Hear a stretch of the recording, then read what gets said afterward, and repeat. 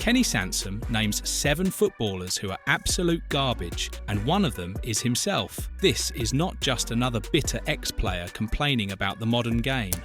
This is a man who spent 86 matches defending for England, a left-back who set the standard for a generation, now tearing apart the very code he once lived by. Sansom does not do polite punditry. When he speaks, he exposes the hidden failures of football, the moments when loyalty died, when silence killed careers, and when the beautiful game revealed its ugliest truths. These 7 targets are not random. Each one represents a specific betrayal, a violation of the standards Sansom held sacred. Before we dive into the wreckage of these feuds, make sure you subscribe and hit that notification bell. Drop a comment below and tell us who you think Sansom was hardest on. Was it the teammate who swapped shirts with the enemy? The goalkeeper who stayed silent? Or the manager who stripped him of the captaincy? Let us know what you think. The first target is not a footballer at all. It is the man who gave Kenny Sansom life and then poisoned it from the start. George Sansom, his father, was a figure wrapped in the gritty underworld of South London, allegedly working for the notorious Cray twins. This was not a nurturing household. This was a place where vulnerability meant weakness and dominance was the only currency. George Sansom could not stand being bored. He was addicted to anything that gave him an instant buzz. Gambling, fighting, drinking. His son was left at home, needy and ignored, because kids did not provide that hit. The moment that sealed Kenny's fate came early. In working-class British culture, the first pint with your father is supposed to be a rite of passage. For Kenny, it was the lighting of a fuse. His father introduced him to alcohol, validating it as a way to bond, a way to cope, a way to be a man. This was the foundation of everything that followed. When George Sansom eventually abandoned the family, he left behind a vacuum of authority that his son spent his entire career trying to fill. Kenny sought father figures in his managers, yet he rebelled against them when they tried to impose discipline. Every relationship in his life was filtered through this lens of abandonment. People were either solid, loyal and tough, or they were garbage, disloyal and weak. George Sansom was the origin of the trauma, the man who taught his son that alcohol equals acceptance. The second target is Steve Hodge, and this one cuts deeper than any other. The context is the 1986 World Cup quarter-final between England and Argentina, the match defined by Diego Maradona's hand of God. While history blames the referee or Maradona himself, Sansom places the blame squarely on the shoulders of his teammate. The incident began with a defensive scramble. Sansom was positioned as the left back, part of the unit trying to contain Maradona. As the ball broke loose, Hodge, tracking back, attempted to hook the ball clear. Instead of clearing it to the wings or playing it safe, he sliced the ball high and backward into his own penalty area. Sansom watched in horror as the ball looped toward Peter Shilton. Hodge had just played Maradona onside. Sansom was furious. This was not just an unlucky error. This was a dereliction of duty. A midfielder at that level, in a World Cup quarter-final, should possess the awareness to never hook a ball back into the danger zone against a predator like Maradona. Hodge had panicked, and that panic cost England their place in history. But the sliced clearance was just a professional error. What happened after the match was a moral crime. While the England dressing room sat in stunned silence, processing the injustice of the handball and the brilliance of Maradona's second goal, Steve Hodge did the unthinkable. He sought out Maradona in the tunnel to swap shirts. Sansom describes his reaction as apoplectic. To him, the shirt swap was a betrayal of the collective grief and anger of the team. It signalled that Hodge was more interested in a souvenir from a celebrity opponent, the very man who had just cheated them, than in the solidarity of his teammates. Sansom operates on a tribal level. You do not consort with the enemy, especially an enemy who has just robbed you. The bitterness is compounded by the long-term outcome. That shirt eventually sold for over £7 million. For Sansom, who lost his fortune to gambling and alcohol, and ended up homeless. The fact that Hodge profited so handsomely from a moment Sansom views as betrayal is unbearable. The traitor gets rich while the loyal soldier ends up destitute. Sansom has never forgiven Hodge. The third target is Peter Shilton, England's most capped player and one of the greatest goalkeepers in history. Yet, on Sansom's list, he is marked by a failure of leadership during critical crises. Sansom's critique of the Hand of God goal extends beyond Hodge to Shilton. Sansom has expressed frustration that Shilton, an imposing physical presence, was outjumped by the diminutive Maradona. In Sansom's view, a goalkeeper coming for a high ball must clean out everything in his path. Shilton hesitated, allowing Maradona's hand to get there first. While Sansom blames the referee for the decision, he blames Shilton for the mechanics of the failure. The most damaging incident occurred in the opening game of Euro '88 against the Republic of Ireland. This match effectively ended his international career. The goal, scored by Ray Houghton, stemmed from a chaotic defensive sequence. A cross came into the box, and Sansom, under pressure, sliced the ball high into the air. He was visibly panicked, spinning around, trying to locate the ball. In that moment of chaos, he was waiting for a call. Any instruction from the experienced Shilton would have guided his action. Instead, Sansom claims he was met with stony silence. Hearing nothing, Sansom tried to hook the ball clear, but only succeeded in teeing it up for John Aldridge, who headed it to Houghton. England lost 1-0. The tournament was a disaster. Sansom was soon replaced by Stuart Pearce.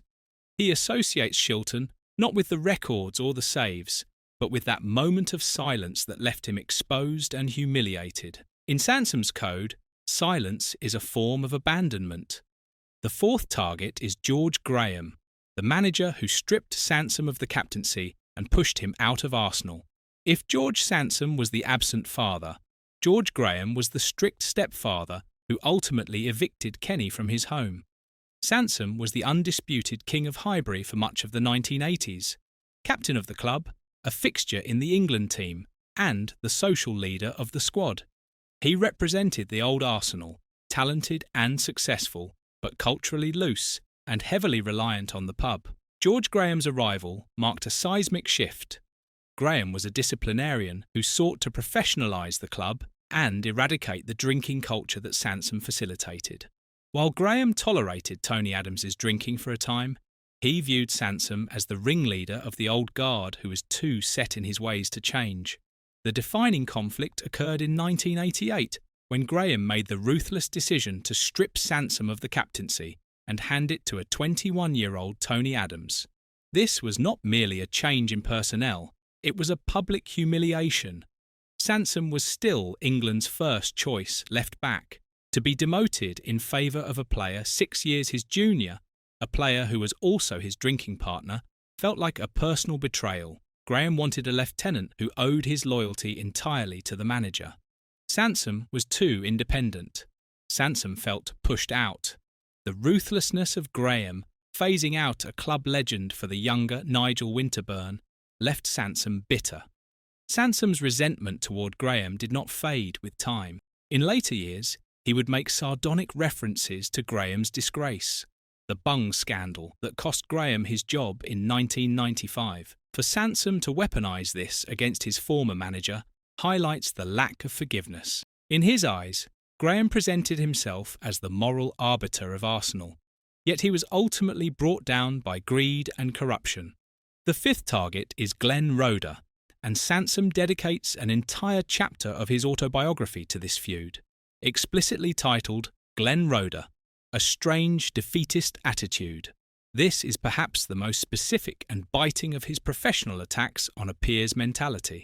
The conflict arose when Sansom, in the twilight of his career, moved to Watford, where Roeder was a senior figure and later manager.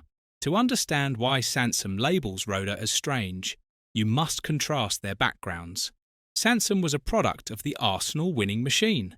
Even amidst the drinking, the expectation at Highbury was to win trophies. Sansom played in World Cups.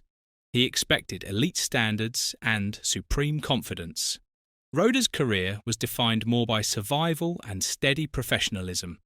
His managerial style was pragmatic, often cautious. Sansom perceived this pragmatism as defeatism. In the dressing room, Roeder might have spoken about keeping it tight, managing the game, or acknowledging the superior strength of an opponent. To Sansom, this was unacceptable. He interpreted Roeder's realism as a lack of belief. He felt that Roeder prepared teams not to lose, rather than to win. For a player like Sansom, who thrived on arrogance and flair, Roeder's cautious approach sucked the life out of the game. At this stage, Sansom was battling heavy alcoholism. He was likely difficult to manage, and his patience for anything less than the Arsenal standard was non-existent. He projected his frustrations onto Roeder, viewing his quiet personality as strange because it lacked the buzz or fire that Sansom craved. Describing a fellow professional as having a strange, defeatist attitude in a published autobiography is a significant breach. Sansom views Roeder as a symbol of the mediocrity he felt he was being forced to endure. The sixth target is Gaël Clichy, the modern Arsenal left-back who Sansom views as the embodiment of everything wrong with contemporary fullbacks. This conflict is ideological. Sansom views himself as the master of the position, a defender who could attack because he could defend. He views Clichy as an athlete who can run but cannot read the game. Sansom's critiques of Clichy are blistering. He has described Clichy as a headless chicken. This refers to Clichy's frantic style of play. Clichy often used his blistering pace to recover from bad positions. To Sansom, being in a bad position in the first place is the sin. A great fullback should not need to sprint 50 yards to make a recovery tackle. He should have intercepted the ball already. One specific critique mentions Clichy requiring a stepladder to head away any ball that is more than 3 feet off the ground. Sansom was not a giant, but he prided himself on his timing and positioning. He views Clichy's aerial weakness as a lack of bravery and technique. Sansom's disdain for Clichy is sharpened by his admiration for Ashley Cole. He has repeatedly stated that Cole is the only player to rival his England record and quality. In Cole, Sansom sees a mirror image of himself, technically gifted, defensively aggressive, and tactically astute. By contrasting Cole's brilliance with Clichy's perceived frailty, Sansom highlights the decline of the position at Arsenal. He sees Clichy as a pretender who occupied the shirt Sansom made famous. The seventh and final target is the one Kenny Sansom hates the most, yet cannot escape: the addict within. During his playing days, Sansom admits to being in the pub all afternoon, earning the nickname Mr. Shabley. At the time, this was functional. He rarely missed training and performed at an elite level. This reinforced his denial. He believed his talent immunised him from consequences. Post-retirement, the structure of football vanished, but the addiction remained. The descent was catastrophic. Sansom went from earning huge salaries to sleeping on park benches. He lost his marriage, his relationship with his children, and his fortune. The depth of his degradation was broadcast publicly when he appeared on the Jeremy Kyle Show. Images of the former England star destitute and drunk shocked the footballing world. In a heartbreaking admission, Sansom stated he does not think he will ever stop drinking, that he actually enjoys it. This reveals a man who has given up the fight. It contrasts sharply with the winner mentality he demanded of Glenn Roeder. Here, Sansom is the ultimate defeatist, accepting his slow destruction by alcohol. The tragedy is compounded by the presence of Tony Adams. Adams, his former teammate and drinking buddy, famously got sober and founded the Sporting Chance Clinic. Sansom has had repeated interventions from the PFA and Adams Clinic. Sansom respects Adams, yet he cannot replicate his recovery. Adams represents what Sansom could have been: a reformed legend, a leader, a survivor. Instead, Sansom remains the cautionary tale. These 7 targets are symbolic. Steve Hodge represents the betrayal of the code. Peter Shilton represents the failure of protection. Glenn Roeder represents the acceptance of failure. George Graham represents the coldness of authority. Gael Clichy represents the erosion of craft. George Sansom represents the genetic curse. And Kenny Sansom himself represents the ultimate waste of talent. His criticisms are often factually grounded. Hodge did make a mistake. Shilton did stay on his line. Clichy was defensively errant. But the vitriol with which he holds these grudges speaks to a man trying to arrest his own fall by asserting his superiority over others. The irony is devastating. Sansom demanded perfection from others, loyalty from teammates, bravery from goalkeepers, elite mentality from managers. But he could not demand it from himself. He rages against Hodge for swapping a shirt, yet he swapped his entire legacy for another drink. He criticises Roeder for defeatism, yet he admitted defeat to alcoholism. He mocks Clichy for being a headless chicken, yet his own life spiralled without direction. Tony Adams, the man Sansom mentored, found redemption. Adams rebuilt his life and became a symbol of recovery. Sansom, the senior pro, could not follow the same path. Kenny Sansom was a colossus of English football, a left-back who set the standard for a generation. But he is also a man fallen among the ruins of his own making. His list of 7 is not just about calling out bad players. It is a reflection of the impossible standards he set for others while being unable to meet them himself. He is the flawed genius, the angry prophet, the cautionary tale. And in the end, the player he criticises most is the one staring back at him in the mirror. So what do you think? Was Kenny Sansom right to call out these players? Or is he just a bitter man projecting his own failures onto others? Drop your thoughts in the comments below.